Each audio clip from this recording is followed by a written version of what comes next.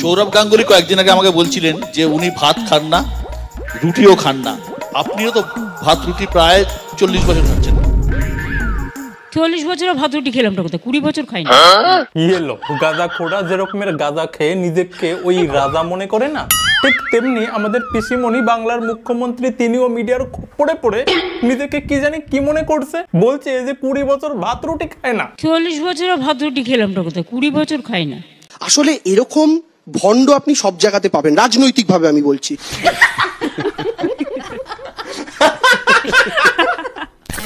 তো এবার সবাই ফ্রেশ মোডে আসুন। দেখুন গত 4 মাস আগে 5 মাস আগের মমতা ব্যানার্জির এই ইন্টারভিউ মমতা ব্যানার্জি বেলুনের মতো মিডিয়ার কথাতে ফুলেছে। আর এই ভিডিওর প্ল্যানিং আমার গত 4 মাস আগেই করা ছিল, বাট এতটাই বিজি ছিলাম যে মানে এই ভিডিওটা নিয়ে আর কাজ করে ওঠা হয়নি। ঠিক আছে, যেমন দেখুন গত 1 মাসে আমার চ্যানেলে মাত্র 2টো না 3টে ভিডিও গেছে। তো এবার মোটামুটি আমার কিছু কাজ বাজ ছিল, সেগুলো সেরে আমি পুরোপুরি ফ্রেশ। এবার থেকে মোটামুটি বলতে পারেন প্রায় প্রত্যেক দিনই ভিডিও পাবেন, এবং 2-3 দিন পর থেকে আমি আপনাদের জন্য একটা নতুন স্টাইলে প্রত্যেক দিন সন্ধ্যে 7টা থেকে 8টার মধ্যে 8 থেকে 10 মিনিটের একটা লাইভ করারও প্ল্যানিং করেছি। সেটাও করব, 2-3 দিন অপেক্ষা করুন। আপাতত আজকের এই ভিডিওতে আপনারা দেখতে পাবেন যে মমতা ব্যানার্জিকে মিডিয়ার লোকেরা কি রকম ভাবে ফোলাচ্ছে। তো চলুন শুরু করি। তবে সবার আগে যারা এই ভিডিওটা ফেসবুক পেজ থেকে দেখছেন না, প্লিজ ফলো করে নেবেন আমার পেজটাকে এবং আমার ভিডিওটাকে শেয়ারও করে দেবেন। আর যারা ইউটিউবে প্রথমবার আমার ভিডিও দেখছেন না, তাদেরকে বলবো চ্যানেলটাকে সাবস্ক্রাইব করে রাখবেন, এই রকমেরই ভিডিও রেগুলারলি পাবেন। তাহলে এবার শুরু করি। চলো ভাই দেখো আপনি কি করতে। সৌরভ গাঙ্গুলি কয়েকদিন আগে আমাকে বলছিলেন যে উনি ভাত খান না, রুটিও খান না। আপনিও তো ভাত রুটি প্রায় 40 বছর খাচ্ছেন না। 40 বছর খাচ্ছেন না? আরে না না, আমার মনে হয় নিউজ 18 বাংলার কাছে না সঠিক তথ্য নেই। মমতা ব্যানার্জি ভাত রুটি শুধু 40 বছর নন, প্রায় 400 বছর খান না। মিউজিক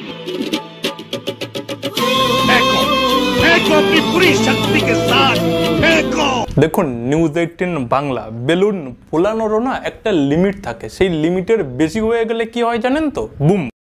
কিন্তু আমার মনে হচ্ছে আপনারা যেভাবে মমতা ব্যানার্জিকে ফোলাচ্ছেন না, মমতা ব্যানার্জি আর কিছুদিন পরে বলতে শুরু না করে দেয় যে আমি আমার কালীঘাটের টালির চালের বাড়ি থেকে না আমি নবান্ন পর্যন্ত উড়ে উড়ে আসি। আমি একটু গাধা টাইপের লোক আছি। হ্যাঁ, মমতা ব্যানার্জির কোনো বিশ্বাস নেই। মমতা ব্যানার্জি আর কিছুদিন পরে এই কথা বলতে শুরুও করে দিতে পারে, কারণ মিডিয়ার প্রশ্নের উত্তরে মমতা ব্যানার্জি যেভাবে বলছে যে না আমি 40 বছর না 20 বছর ভাত রুটি খাই না। 40 বছরে ভাত রুটি খেলাম না, 20 বছর খাই না। 20 বছর খাই না। দেখুন মিথ্যে কথা বলা আর ভাওতা দেওয়া নেতা নেত্রীদের যদি একটা লিস্ট বানানো হয় না, সেই লিস্টে আমি গ্যারান্টি দিয়ে বলতে পারি মমতা ব্যানার্জি টপ লেভেলে থাকবে। কারণ আমি নিজে গত 4 বছরে মমতা ব্যানার্জির কয়েকশো মিথ্যে কথা আমি আমার এই চ্যানেলের ভিডিওতে এক্সপোজ করেছি, আর আজকে যে কথাটা শোনালাম না সেই কথারও এক্সপোজ করে দেবো। চলো ভাই এবার এই ফটোটা একটুখানি ভালো করে চারিদিকে তাকিয়ে দেখুন তো, যে অমিত শাহের সামনে মমতা ব্যানার্জি বসে এগুলো কি খাচ্ছে। মমতা ব্যানার্জি তো 20 বছর ভাত রুটি কোনো কিছুই খান না, তাহলে থালে যেগুলো রয়েছে সেগুলো কি? আর এটা তো ফটো, এটা দেখে আপনাদের মজা নাও আসতে পারে। চলুন না ভিডিও আপনাদেরকে দেখাই যে মমতা ব্যানার্জি ট্যাংরা মাছ দিয়ে ভাত খাচ্ছে।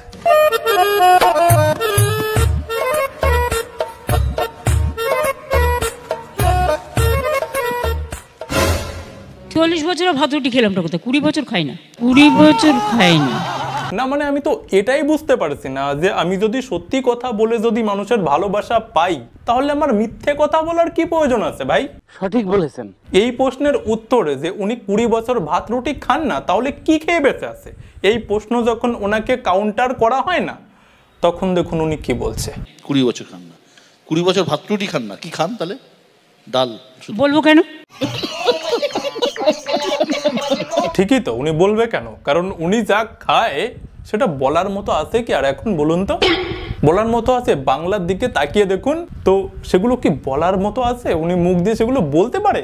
समझ रहे हो आप समझ रहे हो? দেখুন নিউজ 18 বাংলার এই শোটা আমি যেদিন দেখছিলাম না, বিশ্বাস করুন আমার মনে হচ্ছিল না যে আমি কোনো নিউজ চ্যানেলের কোনো শো দেখছি। আমার মনে হচ্ছিল যে এটা আমি কোনো সেট ডাউন কমেডি শো দেখছি। সৌরভ বলেছে সৌরভ কি খায় না, সৌরভ তো কিচ্ছু খায় না বলে দিয়েছে। সৌরভ নাকি কোনো কিছুই খায় না, মানে কোনো কিছুই খায় না। না সৌরভ তো কিচ্ছু খায় না। ভাই यार সিরিয়াসলি সৌরভ কোনো কিছু না খেয়ে কি করে বেঁচে আছে?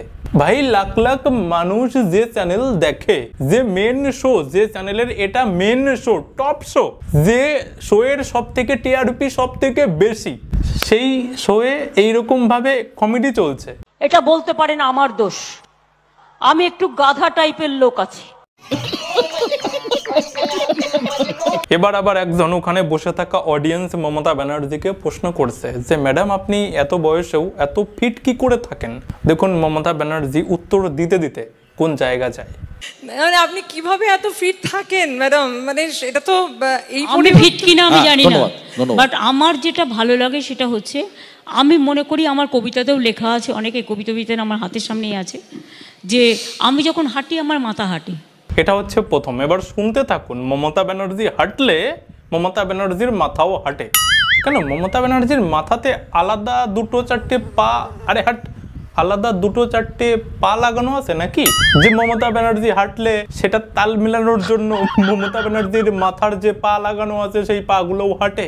মানে ইয়ার একবার ভাবো, মানুষ হাঁটা চলাফেরা করলে তাদের ব্রেন ভালো চলে, সেটা একটা আলাদা ব্যাপার। ব্রেন ভালো চলা আর মাথা হাঁটা, বুঝতে পারছেন ব্যাপারটা? আমি যখন হাঁটি আমার মাথা হাঁটি।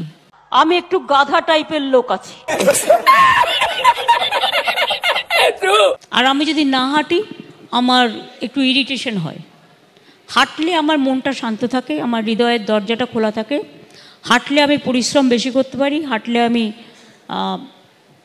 কি বলবো, অনেক বেশি মনে রাখতে পারি।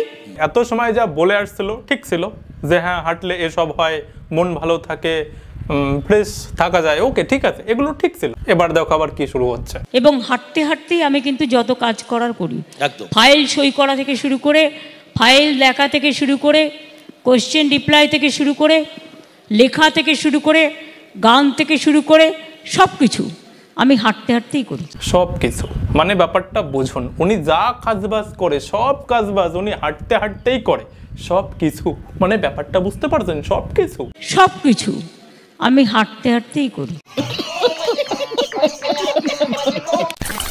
তো আজকের মতো এই ভিডিওটা আমার মনে হয় এখানেই শেষ করি। আরও অনেক কথা, দেখুন ইনার ব্যাপারে না কথা বলতে শুরু করলে প্রত্যেকটা জিনিস ঠিকঠাকভাবে এক্সপ্লেনেশন করতে গেলে না অনেক সময় লাগে, অনেক সময় লাগে। যাই হোক, তো আজকের মতো এই ভিডিওটা আমি এখানেই শেষ করলাম। ভিডিও ভালো লাগলে প্লিজ লাইক করে দেবেন, আপনারা আপনাদের মতো করে শেয়ার করে দেবেন। আর যারা এখনও চ্যানেল সাবস্ক্রাইব করেননি করে নেবেন। আর যারা গত ভিডিওটা দেখেননি পাশে দিলাম, সবাই দেখে নেবেন। তো সবাই ভালো থাকবেন, বাই।